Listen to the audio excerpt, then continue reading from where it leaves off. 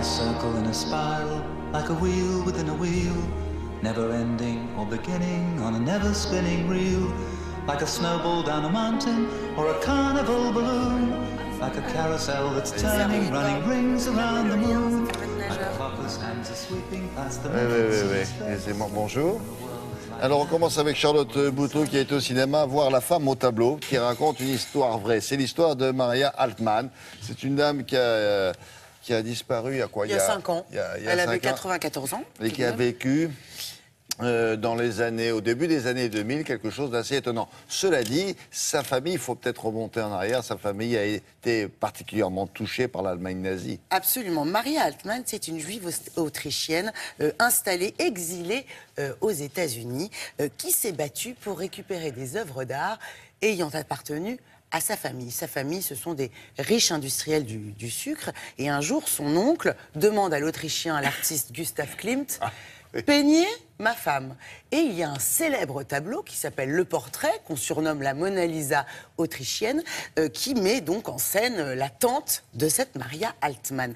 Maria Altman a décidé, dans les années 2000, d'attaquer le gouvernement autrichien pour récupérer 5 tableaux de Gustav Klimt. Alors, pourquoi le fait-elle si tard? Pourquoi est-ce qu'elle attaque le gouvernement autrichien qui est quoi? Il était receleur dans cette affaire ou quoi? Mais non, mais parce que le gouvernement autrichien était très content d'exposer les œuvres de Gustav Klimt au musée Léopold de Vienne. Sauf que ces œuvres-là, elles appartenaient à la famille Bloch-Bauer et qu'elles ont été volées par les nazis durant la Seconde Guerre mondiale. Pourquoi pendant les années 2000? Pourquoi elle a attendu 2000? Parce qu'en 98, une loi a été adoptée par 44 pays, une loi qui permet la restitution des œuvres volées. Ça s'appelle La femme au tableau, Woman in Gold, la femme en or, ça c'est le titre américain. Oui, c'est produit... Vous le voyez derrière. Oui, c'est le Gustav Klimt, c'est voilà, avec beaucoup de jaune, beaucoup de doré. Il y a quand même un producteur très connu derrière, Harvey Weinstein, le producteur aux Oscars, The Artist, Le Majordome, Le Discours d'un roi. Le réalisateur, on ne le connaît pas bien. Il est britannique. C'est une production britannico-américaine. Il avait réalisé, souvenez-vous, un film sur Marilyn avec Michelle Williams.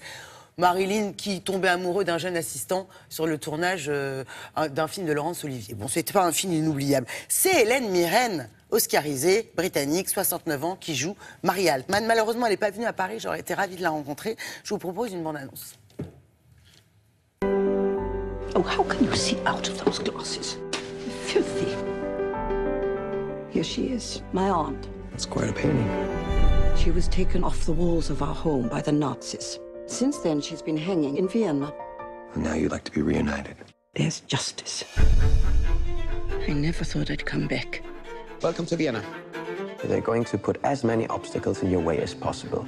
This is like a James Bond film, and you're Sean Connery. Stop it. Stop it. She is the Mona Lisa of Austria. We will fight you till the end for something we believe is ours. They destroyed my family, and they forced me to abandon the people and the places that I loved. We're taking the Austrian government to court. All along, you have closed the doors in my face. This is a case of one woman wanting for justice.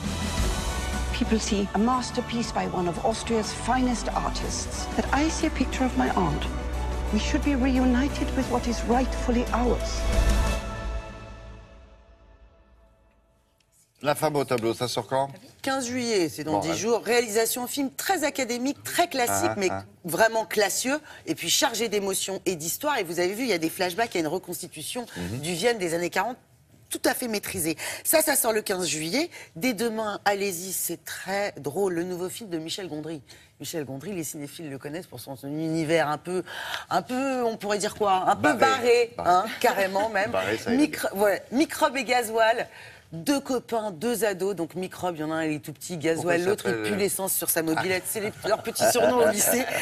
Qu'est-ce qu'on va faire pendant les grandes vacances? Eh bien, qu'est-ce qu'ils font? Ils construisent une maison. Ils lui mettent des roues, un moteur de tondeuse, hein, et puis ils sillonnent les routes de France. Très drôle. Vu l'affiche et vu les 2 personnes, ça me fait penser à Dumb and Dumber. C'est complètement ça. Parce si que vous avez aimé Dumb vulgaire. and Dumber, bon, c'est un peu moins pipi caca, moins scato, mais c'est complètement débile. Moi, j'ai beaucoup aimé. Voilà, ça sort demain. Merci beaucoup. Une revue de presse culturelle? Ah ben oui, bien sûr.